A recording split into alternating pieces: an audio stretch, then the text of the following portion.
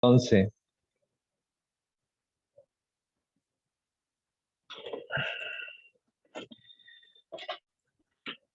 bueno, buenos días. La semana anterior, o la clase anterior, estuvimos avanzando en los conceptos de termodinámicas y llegamos a un punto clave en donde entendíamos que uno de los conceptos relevantes, al menos en esta parte, poder entender el concepto de entalpía y más que nada el cambio de entalpía. O sea, cambio de entalpía como la cantidad de calor o de energía puesta en juego en un proceso a presión constante.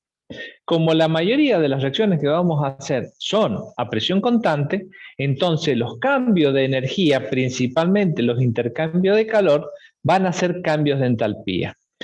Entonces, de ahora en más, muchas veces el calor D es lo mismo que el cambio de entalpía D. Entonces, vamos a empezar a utilizar y recalcar esta analogía y después muchas veces directamente cuando digamos uno u otro, tenemos que entender que son sinónimos. Entonces, con esa idea vamos a empezar a ver el tema de estas clases que va a tener que ver con algo que nos interesa más, que es cómo es y cuánto es el cambio de energía ante un proceso químico, ¿sí? Entonces, de eso es lo que entiende la termoquímica.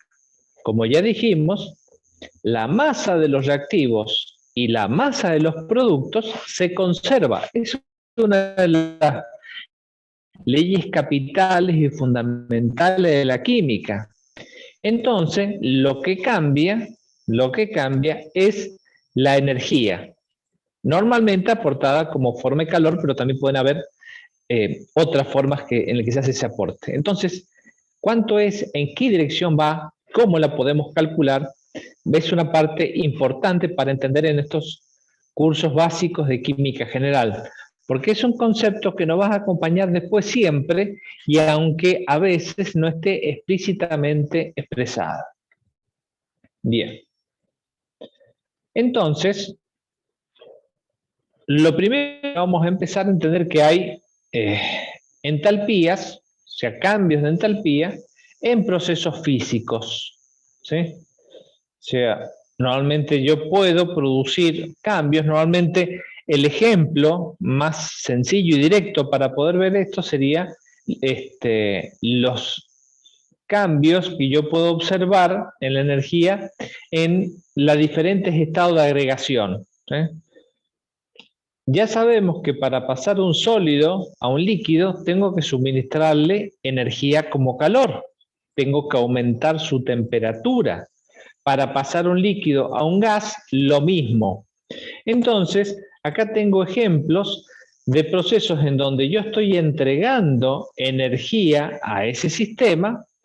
El sistema almacena esa energía y lo puedo ver a través de fenómenos como el cambio de su estado de agregación. Se cortó, ¿no es cierto? ¿Hay un cachito? Bien. No, no se cortó nada. Bueno, fantástico. Bien. Entonces, dentro de estos cambios de entalpía, como primeros casos, lo vamos a ver en los cambios físicos, en los cambios de esta agregación, que normalmente ocurren a presión constante, ¿sí? Si sacamos un pedazo de hielo del freezer, y lo ponemos, ¿sí?, ahí, arriba de la mesada o lo que sea, ese hielo se va a ir calentando. Si es del freezer, a lo mejor desde menos 20 o menos 18 grados, se va a ir calentando hasta que llega al 0 grados. En el 0 grados lo que vemos es que no sigue aumentando la temperatura en un principio, sino que vemos que hay un cambio de fase, ¿sí? Hay un cambio de fase para pasar del sólido al líquido. Entonces ahí decimos tenemos un calor de fusión, ¿sí?, que sería la cantidad de calor que yo voy a necesitar para poder cambiar la fase, ¿sí? O sea, es el calor necesario para fundir, o sea, para pasar del estado sólido al líquido, una sustancia sin que cambie su temperatura. Mientras que esté ocurriendo ese proceso de pasar de sólido a líquido, ¿sí? Yo voy a tener el sistema a una misma temperatura, a la temperatura de fusión, ¿sí? Bien. Entonces, si lo tenemos, por ejemplo, para el caso del agua,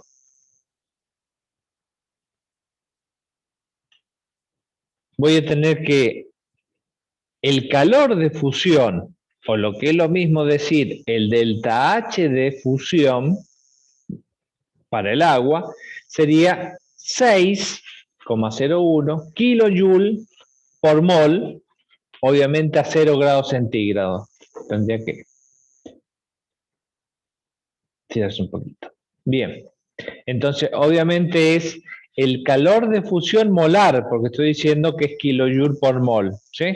Si dijese tanto kilojoule por gramo, ¿sí? Sería en función de la masa, pero esto es por mol, que es normalmente lo que usamos porque sabemos que en química pensar en cantidad de moles es a veces más cómodo porque las reacciones normalmente ocurren de mol a mol, de equivalente a equivalente. Entonces, bueno, para el agua, ¿sí? Vemos que el delta H de fusión es de 6 kJ por mol. Entonces, para ir entendiendo estas relaciones de valores, a veces conviene, tengamos en cuenta o la nota en una orillita por allí, este valor de que el delta H de fusión para el agua es de 6, ¿sí? kJ por mol a 0 grados centígrados. Bien, y hablamos, vuelvo a reiterar porque esto es importante, porque después se me olvidan, es que hablamos de el cambio de entalpía o el delta H de fusión, ¿sí? Para el agua, que es lo mismo que el calor de fusión, porque es un proceso que ocurre a presión constante. Normalmente va a pasar casi a una atmósfera de presión. Bien. Si seguimos calentando el agua, ¿sí? El agua se va a empezar a vaporizar, va a pasar del estado líquido al estado gaseoso. Y esta es una propiedad casi de la sustancia del estado líquido que empieza a ser apreciable. Si bien los sólidos por ahí también pasan a las fases gaseosas a través de procesos de sublimación, normalmente no es más común. Lo podemos asociar, por ejemplo, con ciertos sólidos que tienen olor, ¿sí? Ciertos sólidos que tienen olor. Por ejemplo, te agarra una pastilla de alcanfor, una pelotita de naftalina, de las que se le suelen poner a las polillas, o alguna otra cosa, y usted siente que tienen olor, porque ese sólido, algunas moléculas están sublimando, pasando a la fase gaseosa, y nosotros podemos percibir la manifestación de esa fase gaseosa, de ese sólido, a través del olor. Pero, por ejemplo, si ustedes huelen la sal, ¿sí? Normalmente no tiene mucho olor. El azúcar, bueno, sí tiene alguna aromita, y siempre son bajos los olores que tienen los sólidos. Bien, pero decíamos, si tomamos el líquido, lo empezamos a calentar, una cosa que sabemos que le ocurre a los líquidos son que se evaporan, ¿sí? Si tomamos un vaso de agua y lo dejamos ahí olvidado, de a poco se va a ir evaporando. Para evaporarse también hace falta cierta cantidad de energía, ¿sí? Que es la que llegamos a tener en volumen de la masa cuando el líquido empieza a hervir. Cuando hierve, ¿sí? El líquido está pasando a la fase gaseosa a una sola temperatura. Por eso es que vamos a definir lo que va a ser la entalpía de vaporización o calor de vaporización, porque es un proceso que ocurre a una presión constante, como el calor que se requiere para vaporizar una sustancia sin que cambie su temperatura, ¿sí? Entonces, acá tenemos procesos donde estamos aportando energía y la temperatura del sistema no cambia. ¿Eso a qué se debe? Lo vamos a ver más adelantito. Y tenemos que, por ejemplo, el calor de vaporización molar para el agua, ¿sí?, ahora es de 40. Por eso decía, fíjese que recién el calor de fusión para el agua era 6, ahora es de 40. Y esto es una cuestión que va a ocurrir siempre. Siempre necesito un mayor aporte de energía, un mayor aporte de calor a un sistema para que hierva que para que se derrita, ¿sí? Esto que es un concepto bastante lógico que conocíamos desde siempre. O sea, yo necesito más calor para que algo empiece a hervir que para que se funda, ¿sí? Por eso siempre está primero el proceso de fusión que el proceso de ebullición. ¿Sí? ¿Se dan cuenta? Bien.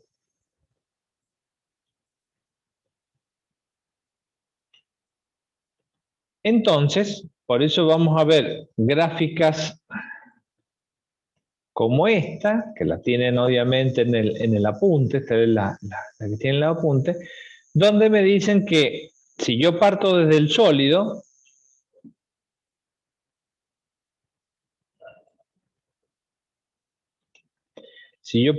desde el sólido, necesito una cierta cantidad de energía para pasar al estado líquido, ¿sí? Y del estado líquido una cierta energía para pasar al estado de vapor, ¿sí? Una energía que la puedo medir como sus calores molares de vaporización o de fusión o de lo que sea, ¿sí? Para las sustancias que subliman, ¿sí?, normalmente también necesitan una cierta cantidad de energía para que puedan sublimar. Bueno, esta cantidad de energía, el delta H sublimación, también sería la cantidad de energía que necesito una determinada masa para que sublime, ¿sí?, sin que el cuerpo cambie de temperatura o lo que sea. Pero normalmente este calor de sublimación es igual a la suma de los calores molares de fusión más el de vaporización, o el cambio de entalpía de fusión más el de vaporización, ¿sí? Porque tengo los dos procesos que ocurren de una sola vez, ¿sí? Esto ya espero en las próximas semanas que les vaya quedando un concepto más claro, porque tengo que desprender las moléculas que están interaccionando entre sí y tienen que llegar al estado gaseoso, ¿sí? En un caso lo hacemos en 2 etapas, paso del sólido al líquido, ¿sí? Entonces se mueve una con relación a otra, y después de ese estado líquido se me terminan de separar y pasan a la fase de gas.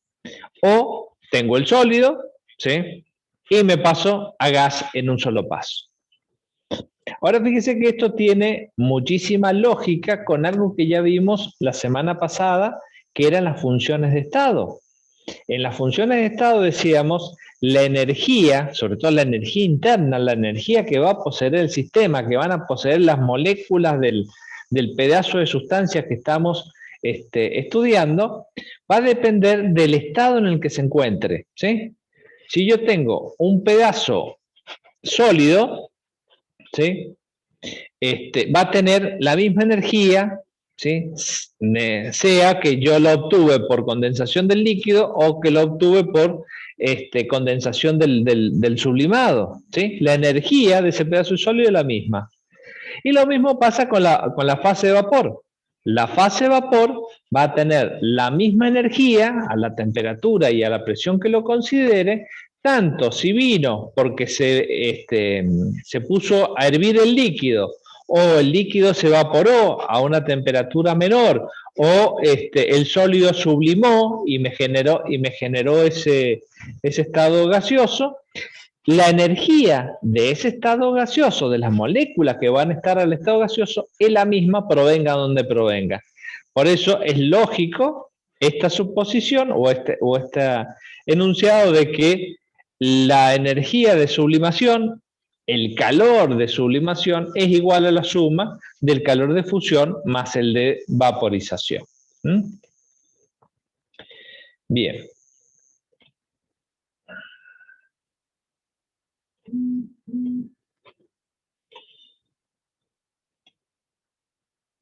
Y llegamos a las otras entalpías que van a ser las que más nos interesan. Las entalpías del cambio químico, que básicamente su nombre genérico van a ser entalpías de reacción o calores de reacción. ¿Sí? ¿Cuánto es este calor, cuánto es esta energía que se pone en marcha cuando ocurre una reacción? Entonces, vamos a tener por definición, ¿sí?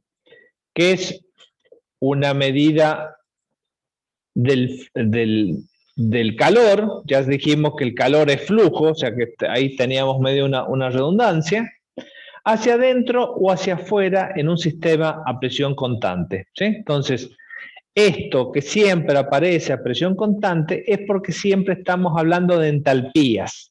Entonces, cada vez que hablemos de un calor de reacción que va a constituir una entalpía, vamos siempre en la definición, en algún rinconcito, va a estar a presión constante o a presión definida. ¿Sí?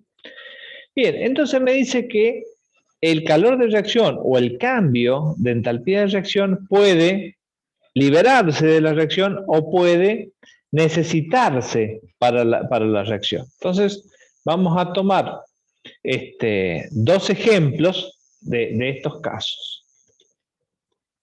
Un primer ejemplo, una reacción muy curiosa, que es entre el hidróxido de bario, ¿sí? Fíjense, hidróxido de bario, el puntito y lo que sigue después quiere decir de que está cristalizado, estoy hablando de una sustancia cristalina, sólida, en donde el hidróxido de bario está acompañado por, en este caso, 8 moléculas de agua. ¿Sí? Entonces, estos son ejemplos de sales hidratadas. Sería el hidróxido de bario octahidratado, octa de 8. Bien, más una sal que puede ser cloruro de amonio, puede ser tiocianato de amonio, etcétera, etcétera, distintas sales que pueden ser. Tiene una cuestión muy curiosa esta reacción porque vamos a mezclar dos sustancias sólidas como el hidróxido de bario sólido más el cloruro de amonio sólido, la vamos a mezclar y al mezclarla, por un lado se van a transformar en un líquido, ¿sí? Pero este líquido va a bajar tanto la temperatura porque absorbe la energía del entorno, ¿sí?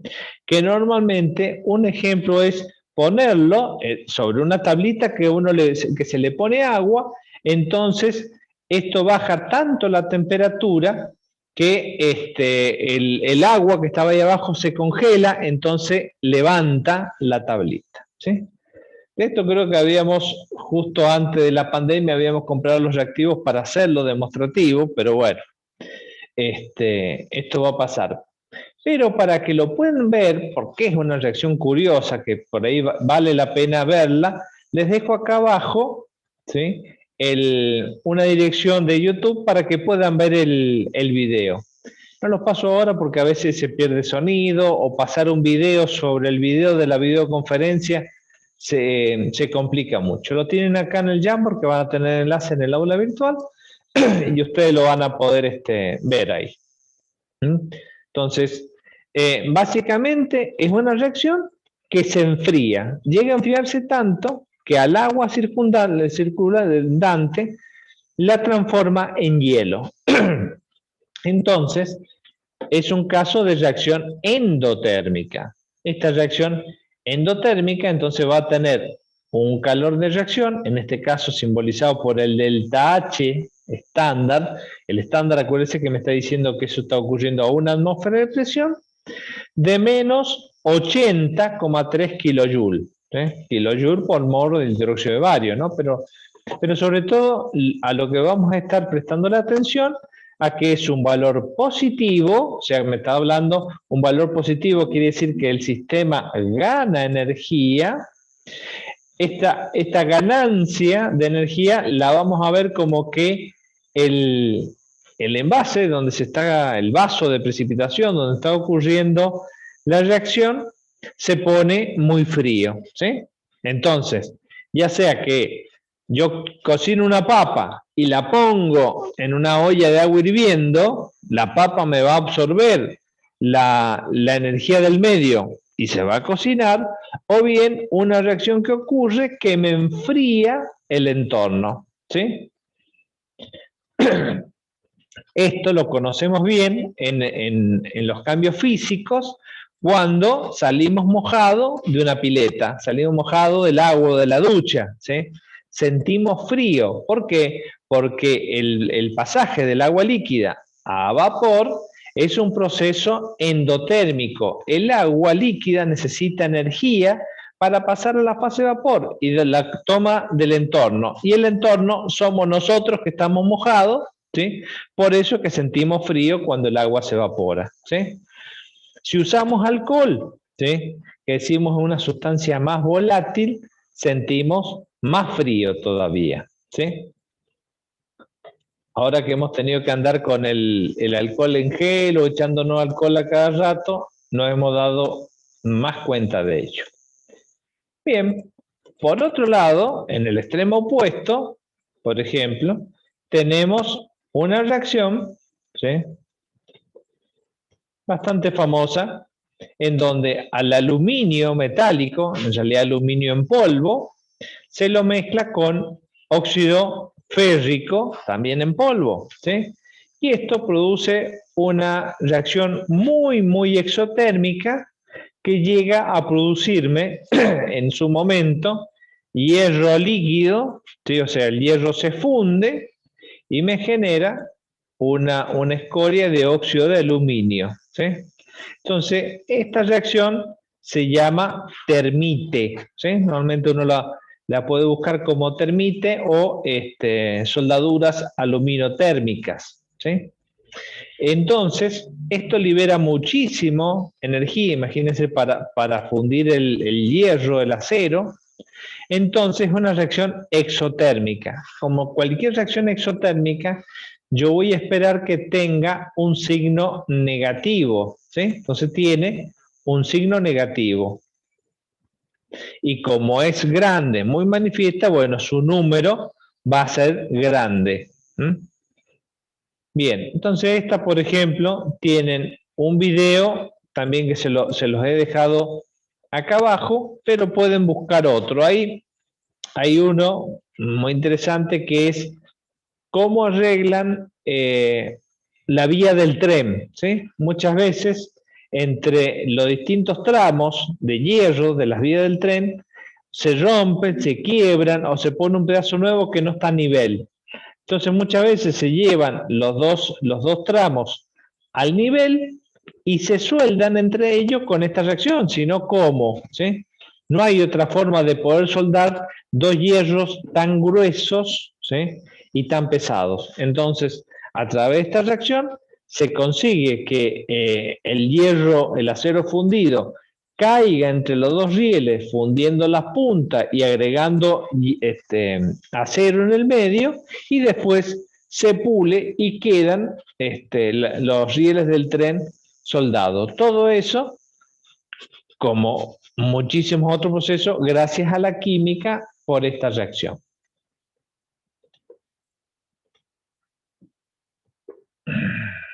Entonces, ahí vemos de que tenemos reacciones exotérmicas. Bien.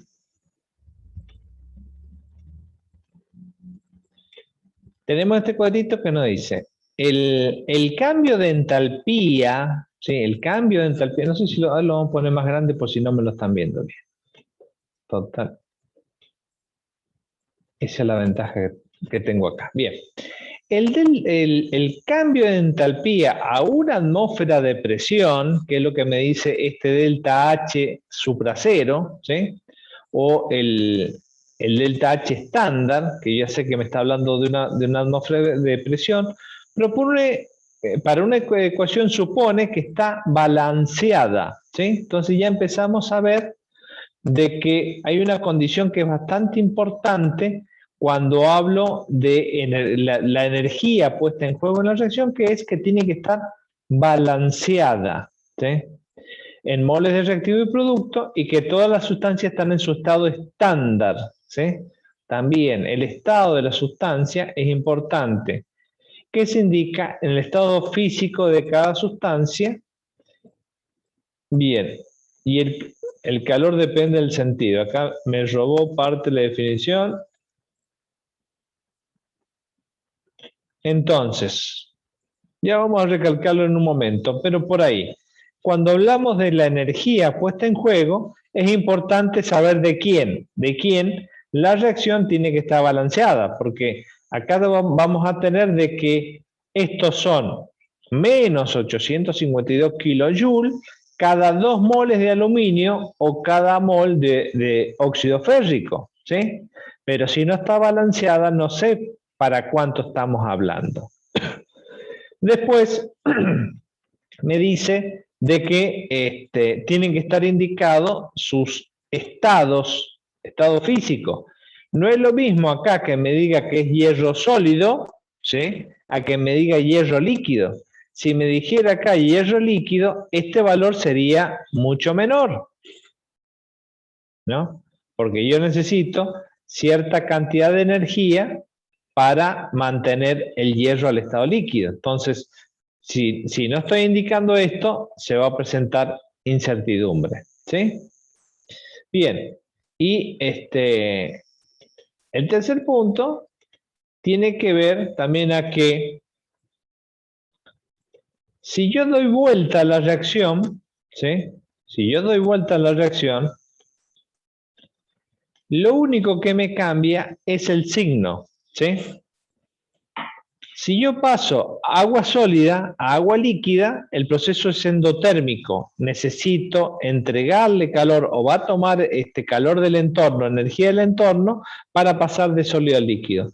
Pero al revés, para pasar de líquido a sólido, yo tengo que retirarle o me va a entregar energía el sistema al entorno, ¿sí? Los dos van a ocurrir a 0 grados, ¿sí? Pero depende si yo estoy entregando o retirando energía, es si yo voy a obtener la fase sólida o la fase líquida. Entonces, yo puedo dar vuelta una reacción y lo único que me cambia es el sentido de la misma. Y esto también tiene que ver con lo que hablábamos de la idea de función de estado, ¿sí? Entonces, por eso el término de función de estado era muy importante que lo entendieran, porque acá también la energía que va a tener por ejemplo, el aluminio con el óxido férrico, ¿sí? La cantidad de energía que va a tener el aluminio y el óxido férrico es la misma si yo lo considero como reactivo o como producto. La energía que va a tener el hierro más el óxido de aluminio es la misma como reactivo o como producto. O sea, la diferencia, la brecha entre los dos es lo mismo. La diferencia es si yo tengo como reactivo uno primero y después me va a entregar energía para llegar al producto, o yo lo tengo como producto y tengo que entregarle energía para llegar a los reactivos, ¿sí? Lo que ocurre en el camino lo vamos a ver más adelante en el tema de cinética, pero básicamente la energía entre los dos estados es exactamente la misma. Lo único que es distinto si yo tengo que entregar energía para llegar o tengo que tomar energía para ir. Supongamos que tuviésemos que viajar a un lugar de mayor altura, ¿sí? Agarramos, estamos acá en San Luis, estamos a 600 metros sobre el nivel del mar, y nos vamos, no sé, a Pinamar, ¿sí? Que está al nivel del mar. Entonces tenemos que gastar una energía de 600 metros, ¿sí?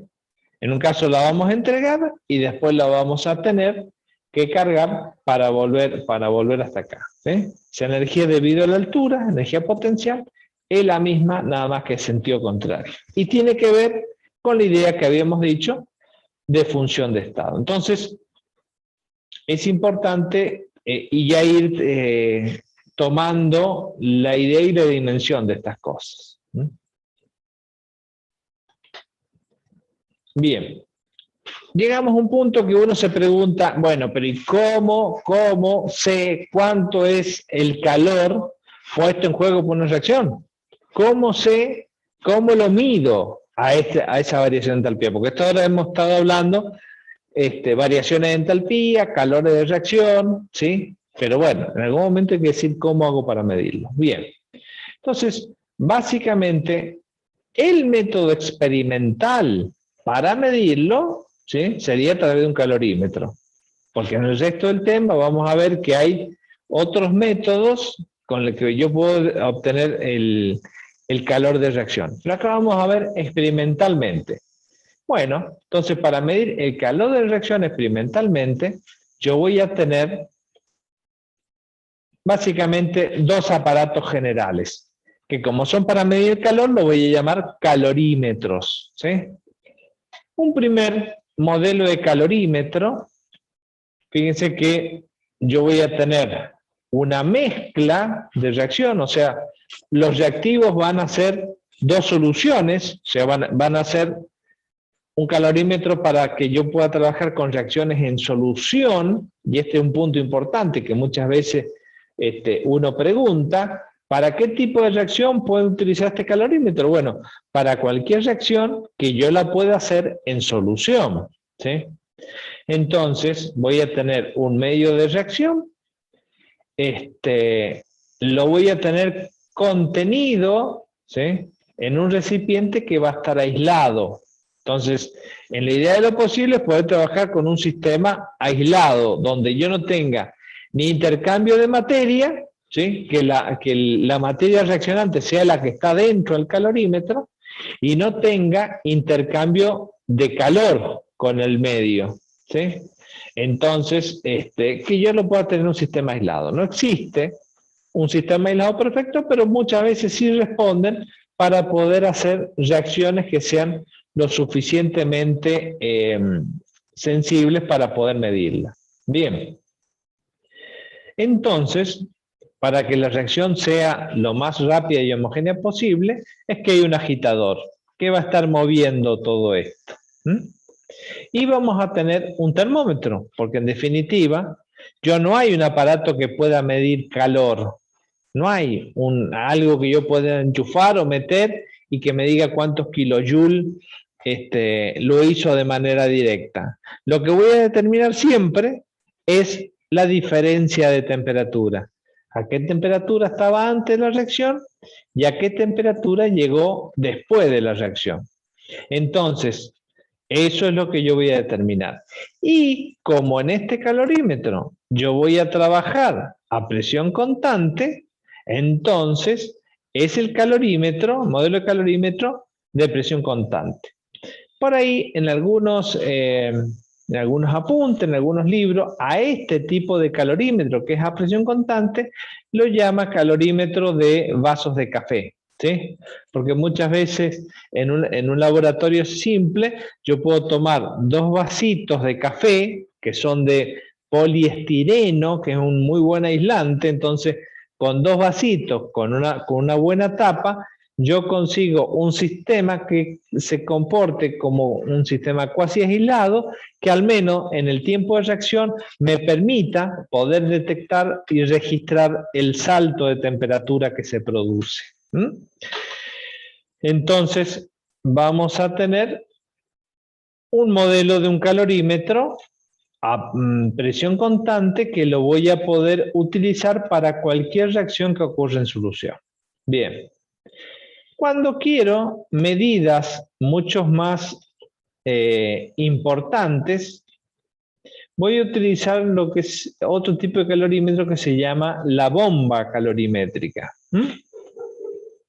¿Y en qué consiste? Ustedes ven que es un poquito más complicado, pero bueno, tienen que aprenderse a muchas veces hacer los esquemas, porque a veces uno dice, bueno, a ver, dibuje los esquemas de los calorímetros, ¿no?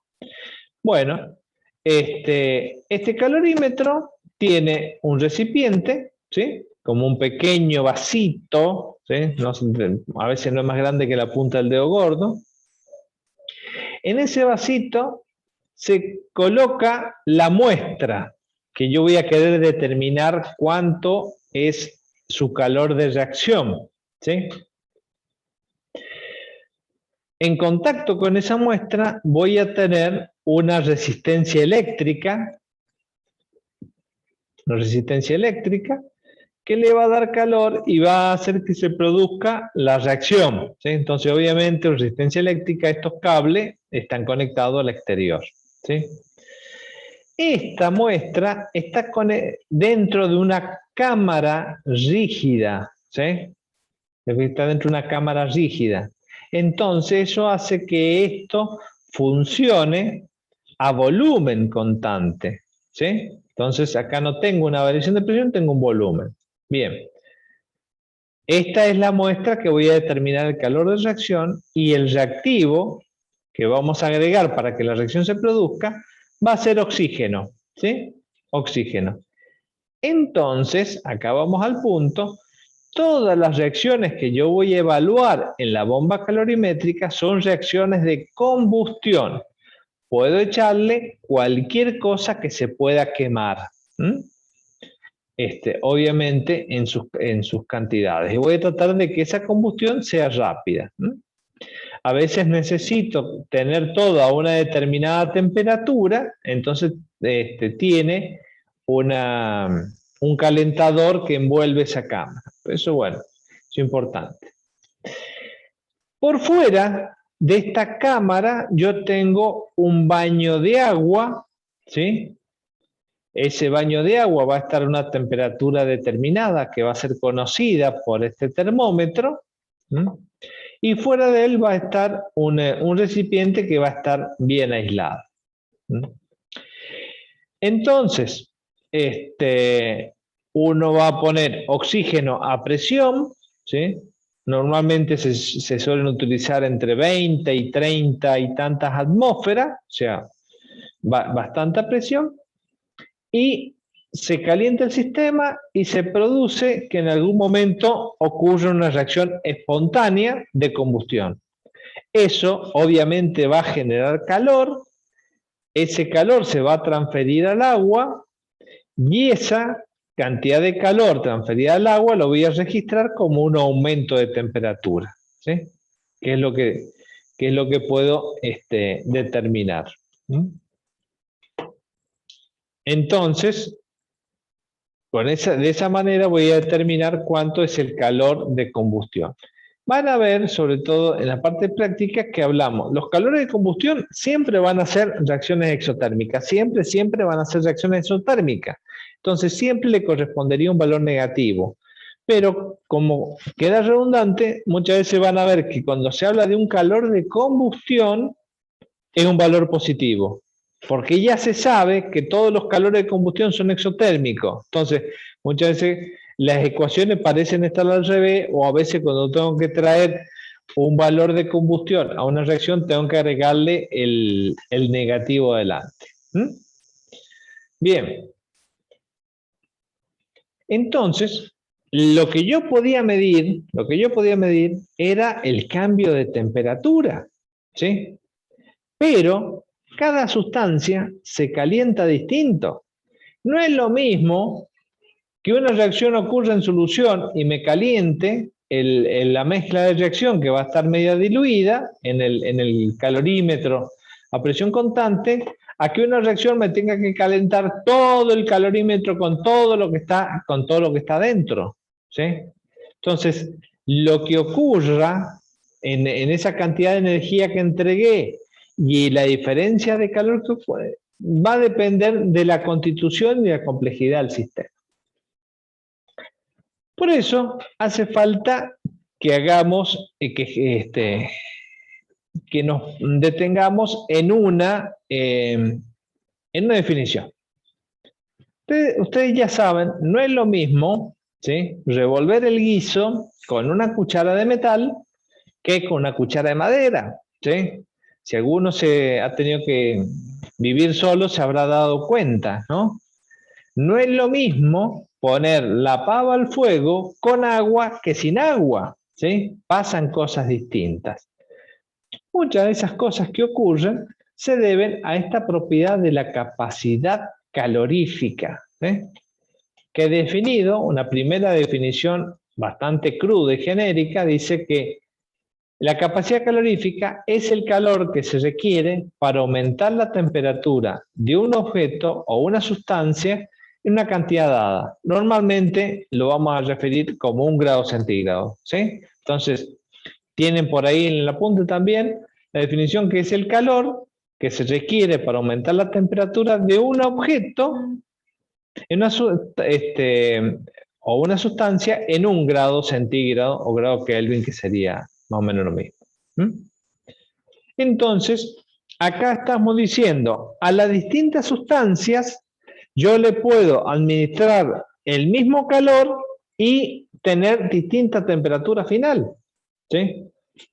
Yo agarro una cuchara de metal y una cuchara de madera y las meto en agua caliente, ¿sí? Entonces voy a ver que la cuchara de metal se calienta más, llega a una temperatura final, ¿sí? A mayor temperatura, que la cuchara de madera, que a lo mejor casi no noté cuánto se calentó, ¿sí? ¿Se dan cuenta? Ya el concepto de capacidad calorífica. Distintos objetos, ante la misma cantidad de calor, llegamos a distintas temperaturas finales. Entonces, voy a tomar un poco un ejemplo, esta ecuación, para que entremos en esto que es uno de los temas que a veces insistimos en la asignatura. Yo tengo que entender cómo una ecuación me cuenta una experiencia que ya conozco, ¿sí? En este caso, una cuchara de metal, una cuchara de madera. O que la ecuación me permita entender mejor esta situación. ¿Cómo es esto? Bueno, de manera matemática, la capacidad calorífica va a ser igual a la cantidad de calor sobre la diferencia de la temperatura, ¿sí? Esto quiere decir de que el calor y la capacidad calorífica son como directamente proporcionales, ¿sí? Cuando yo a una sustancia le entrego más calor, más se calienta, ¿sí? Estamos hablando lejos de los puntos de fusión o de ebullición, ¿sí? Y es inversamente proporcional con la diferencia de temperatura, ¿sí? A ver, entendámoslo a lo mejor con esta otra expresión que simplemente yo despejé el calor. Una sustancia que tiene una pequeña diferencia de temperatura, ¿sí? Puede decirme que se transmitió distinta cantidad de calor, ¿sí? O bien, veámoslo al revés. Yo entrego una determinada cantidad de calor. Una sustancia se calienta menos, otra sustancia se calienta más. ¿De qué depende? Si el calor es el mismo, de cuánto valió la capacidad calorífica. Grandes cambios de temperatura, ¿sí? Para una misma cantidad de calor, implican una capacidad calorífica pequeña. Pequeños cambios de temperatura para la misma cantidad de calor implican una capacidad calorífica grande. Entonces, las sustancias que van a ser buenos conductores del calor normalmente van a tener capacidades caloríficas pequeñas, y sustancias que van a ser aislantes van a tener capacidades caloríficas grandes. También, esta ecuación me da idea de una forma que yo lo puedo determinar. Si yo tengo un sistema donde puedo ir entregando calor, midiendo su diferencia de temperatura, o al revés, ir trabajando en función de la temperatura y determinando cuánto es el calor o la energía entregada, voy a poder determinar cuánto vale la capacidad calorífica de esa sustancia. Bien. Pero la capacidad calorífica, ¿sí?, va a ser una propiedad de todo el sistema, ¿sí? Por ejemplo, era la capacidad calorífica del calorímetro que habíamos recién, era la capacidad calorífica del calorímetro. Por lo tanto, va a depender de la complejidad, de la naturaleza, de la cantidad, del tamaño que tenga el sistema que estoy estudiando, ¿sí? Entonces, esto me sirve para algunos casos, me sirve, por ejemplo, determinar la capacidad calorífica del calorímetro, pero resulta que termina siendo inconveniente si yo quiero comparar. Entonces, conviene que esto, que es una propiedad extensiva, en lo posible yo lo puedo transformar a una propiedad intensiva. ¿Cuáles eran las propiedades intensivas? Las propiedades intensivas eran aquellas propiedades que no dependían de la cantidad de materia, ¿sí? Entonces, lo que yo puedo hacer es definir la cantidad de materia y ver cómo varía la temperatura o la cantidad de energía con él. Entonces, por eso avanzamos hacia la idea del calor específico. El calor específico lo vamos a tener definido como el calor necesario para aumentar en 1 grado centígrado, entonces ya defino el delta T, 1 grado centígrado, de 1 gramo de sustancia. Al decir que es 1 gramo de sustancia, la cantidad de materia no varía, entonces ahora estoy transformando esto en una propiedad intensiva que me sirve para caracterizar la sustancia de la cual estoy estudiando. Entonces ahora el calor específico me sirve para poder caracterizarlo. Entonces la ecuación, tomo la capacidad calorífica, ahora sería el calor específico, ¿sí?, por la masa. Entonces tengo que multiplicarlo por la masa por el delta T. Profe, ¿Sí? Sí. la capacidad calorífica no puede definir entonces una sustancia y el calor específico así. Claro, la capacidad calorífica depende de la cantidad, ¿sí? Entonces no tengo un punto de referencia. En cambio, con el calor específico sí, porque ya lo definimos como para 1 gramo de sustancia. Entonces, calor específico ya lo vamos a ver en la tablita, para 1 gramo de aluminio, o el calor específico para 1 gramo de hierro, 1 gramo de agua o lo que sea. Entonces me permite compararlo. Pero lo que les quería decir, en esta ecuación, ¿sí?, me permite ver claramente, ¿sí?, cómo el calor, ¿sí?, el calor en general es una propiedad extensiva porque depende de la masa, ¿sí? Acá vemos que no es lo mismo, ¿sí? Supongamos que tengo una taza de agua y una bañera llena de agua, aunque la temperatura sea la misma, o sea, la diferencia de temperatura sea la misma, el calor específico del agua es lo mismo, la cantidad de calor puesta en juego para la tacita o para la bañera son distintas porque las masas son distintas, ¿sí?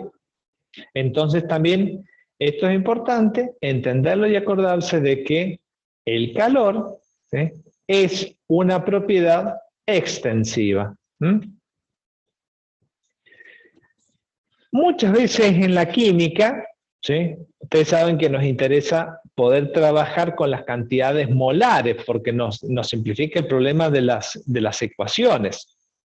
Entonces, estas cantidades molares también me va a definir la capacidad calorífica molar. Entonces, al igual que el anterior, lo vamos a poder definir la capacidad calorífica molar como la cantidad de calor que necesito para aumentar la temperatura 1 grado centígrado, en este caso de 1 mol de sustancia, ¿sí?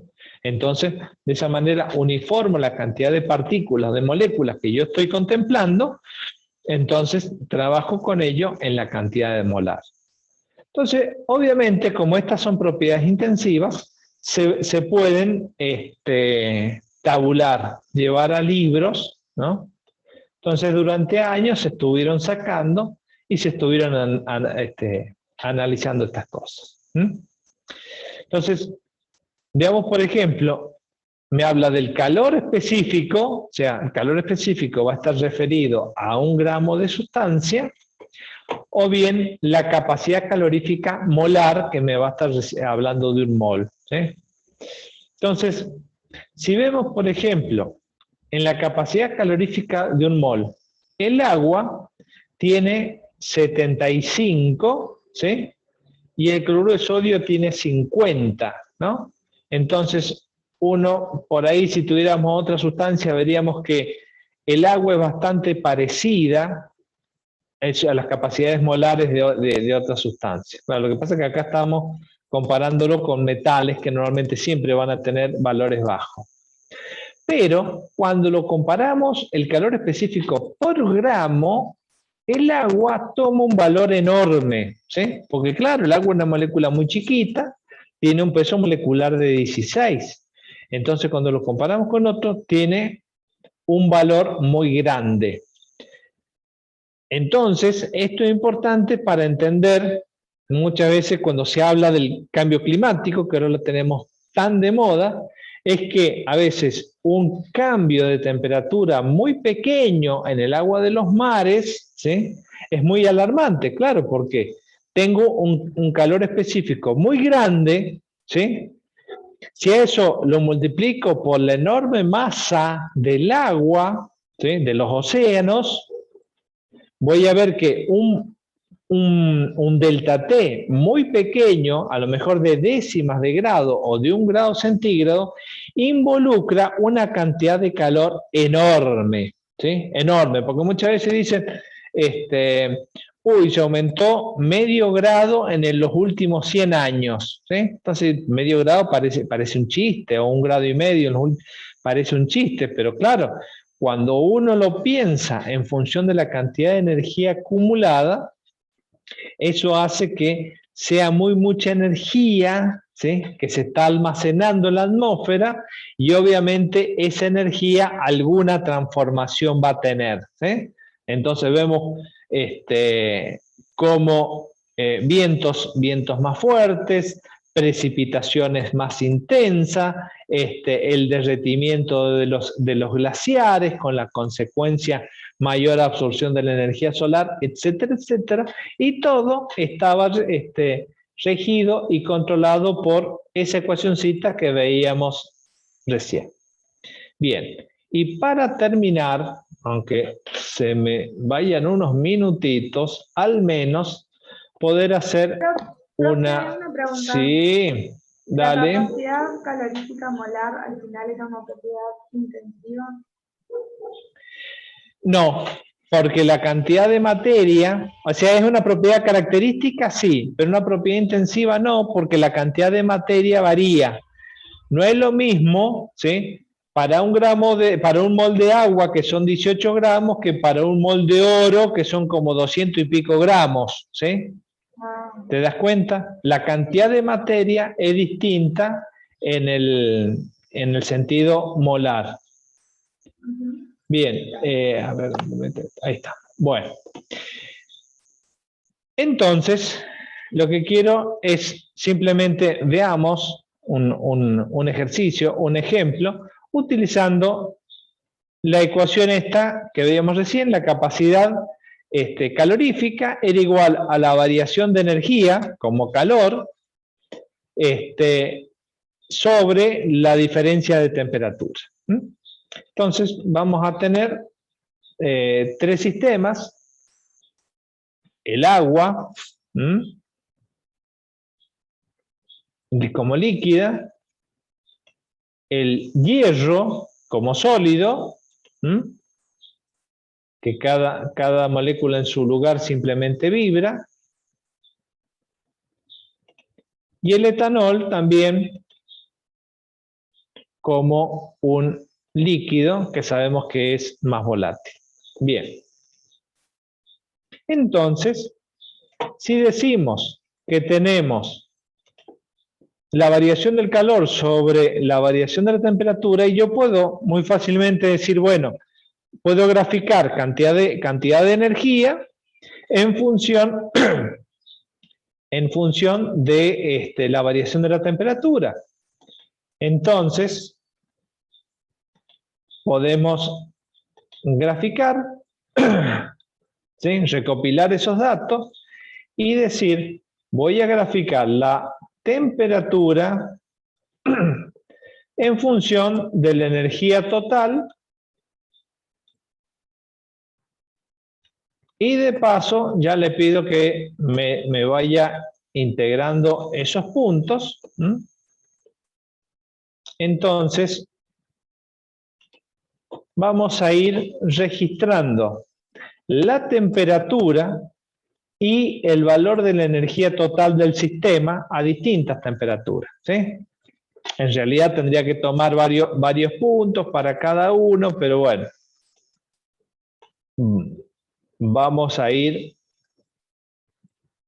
trabajándolo un poquito más rápido. En realidad esto por ahí sería a lo mejor más interesante poder hacer grupos de trabajo, pero no nos da el tiempo y en práctica tienen otro tipo de ejercicio. Entonces, estamos cambiando las temperaturas y estamos tomando cuánto vale la energía molar del sistema, ¿sí? Puede que resulte que a alguno de ustedes le llame de interés todo lo que es la química computacional, la simulación en química, o sea, orientada muchas veces a la bioquímica, poder hacer las simulaciones. Bueno, la facultad nuestra tiene un muy buen equipo de trabajo en todo lo que es eso, ¿sí? Entonces, porque por ahí han habido años que hemos tenido estudiantes que han dicho, profe, yo quiero hacer eso. Bueno, está bien, puede empezar a hacerlo con el trabajo nuestro. Bien, entonces acá determiné el agua, me dio una pendiente, ya lo vamos a analizar, pero vamos a primeramente hacer un gráfico para cada sustancia.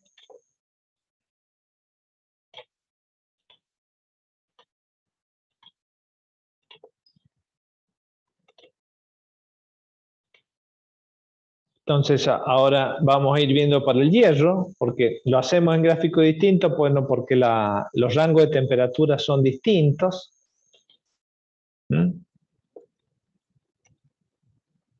También vamos modificando la temperatura, dejando que el sistema se estabilice, la calcule. Vamos registrando los valores. Esto también muchas veces para que le despierte la curiosidad de que cualquier cosa que yo observe y trate de entenderla, realmente la voy a entender cuando pueda convertirla en un número que pueda graficar y analizar, ¿no? Entonces acá estamos analizando este movimiento en relación a ciertos parámetros que va a estar asociada a un determinado valor de energía. Esa energía que está dada a cierta temperatura, va a tener un determinado valor. Bien, entonces ahora estamos haciendo esos gráficos. Ya van viendo de que yo voy teniendo distintas pendientes, ¿sí? Y vamos a hacer la última sustancia. Vamos a agregar otro gráfico, también de temperatura en función de energía total, como una regresión lineal.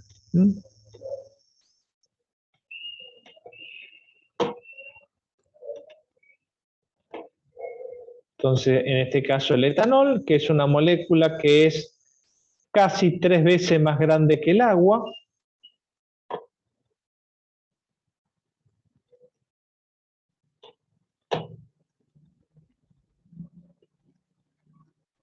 Es una molécula que es casi 3 veces mayor su peso molecular, sin embargo, sabemos que hierve a menor temperatura que el agua. El etanol estaría hirviendo a los 78 grados centígrados, ¿sí? Entonces yo puedo esperar que su comportamiento, como curva de calentamiento, sea distinto.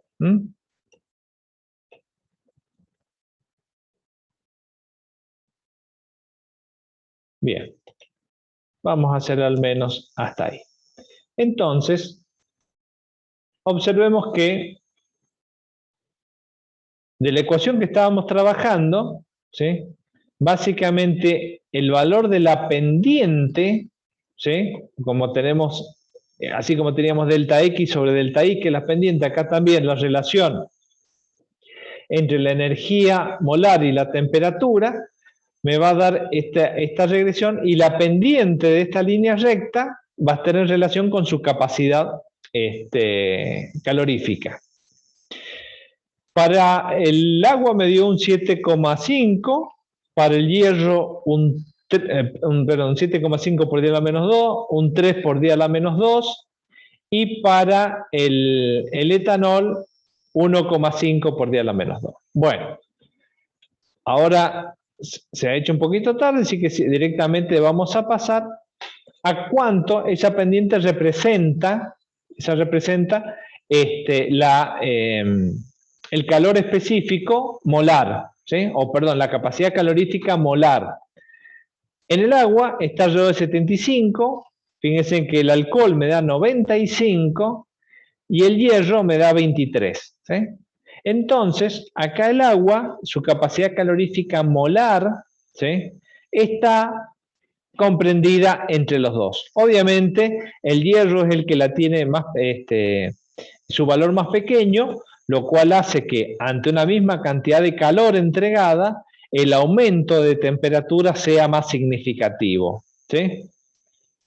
Pero cuando lo llevamos a calor específico, que lo dividimos en su peso molecular para llevarlos en gramos, vemos que, como veíamos recién, el agua, estamos en el rango del 4, 4,2, y como el alcohol era casi 3 veces, el etanol era casi 3 veces el peso molecular del agua, se cayó a la mitad, ¿sí? Y el hierro se nos queda en 0,4. Entonces, acá vemos cuánto es el valor del agua por gramo, por masa, como es una molécula tan pequeña, con interacciones tan fuertes, que es lo que vemos la semana que viene, ¿sí? Va a tener una capacidad calorífica muy alta. O sea, ante la misma cantidad de calor, el que más se calienta es el hierro, seguido por el alcohol, ¿sí? Y por último, por el agua. Entonces, eso es importante poder hacerlo distinguir hasta ustedes. Bien. Entonces, y así con todas las sustancias. Bueno, se nos ha hecho ya la hora, así que lo vamos a dejar aquí en este tema de las capacidades caloríficas. Y ahora lo único que, para redondear, por si no quedó claro, para repetirlo, es que en los calorímetros determinábamos el delta T, ¿sí? Conociendo la capacidad calorífica del calorímetro o de la mezcla de reacción, porque en el que era presión constante normalmente son soluciones diluidas, así que la capacidad calorífica es la del agua, puedo conocer ahora cuánto es la energía puesta en juego. En el calorímetro a presión constante, esta Q va a ser el calor a presión constante, que es lo mismo que el delta H. En el calorímetro de la bomba calorimétrica, como era a volumen constante, el calor que yo voy a determinar no es delta H, sino que es delta E. Pero bueno, tienen ecuaciones para poder transformarlo. Entonces, eso también es importante. Con el calorímetro de los vasitos de café o en el que yo determino reacciones en solución, voy a tener el valor de delta H porque estoy trabajando a presión constante. En este otro, como es en una cámara cerrada, trabajo a volumen constante y por lo tanto voy a obtener el valor de la variación de la energía interna del delta E y no del delta H. Es otra cosa de la que sabemos preguntar. Profe, ¿y usted bueno, dice que la bomba calorimétrica siempre va a ser una reacción exotérmica, pero va a dar un valor positivo y ahí que hay que agregarlo un signo? Eso no me quedó muy claro, signo negativo. Eso, también eso no te preocupes, eso lo vas a ver en el práctico, ¿sí? Por ahí vas a ver que el profesor te va a hablar en una reacción de combustión, o decir, una reacción de combustión, y vas a tener los calores de combustión todos positivos, ¿sí? Entonces, ahí como una reacción de combustión va a tener calores de combustión, o sea, los calores de reacción van a ser positivos. Bueno, porque lo vas a ver que está en el apunte, o el profesor te lo va a decir. No, lo que pasa es que como son todos positivos, como son todos negativos, está tabulado de manera positiva y en las ecuaciones eso ya se lo tiene contemplado. Bueno, otra pregunta. ¿Este Jamboard está subido ya en el aula virtual?